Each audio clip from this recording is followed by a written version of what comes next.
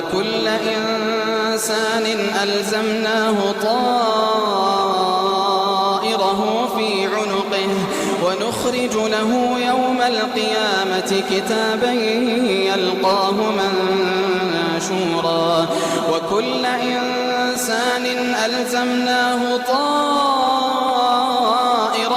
في عنقه ونخرج له يوم القيامة كتابا يلقاه منشورا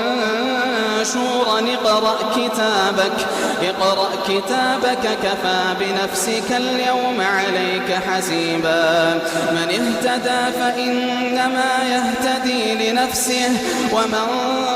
ضل فإنما يضل عليها ولا تزر وازرة وزر أخرى وما كنا معذبين حتى نبعث رسولا.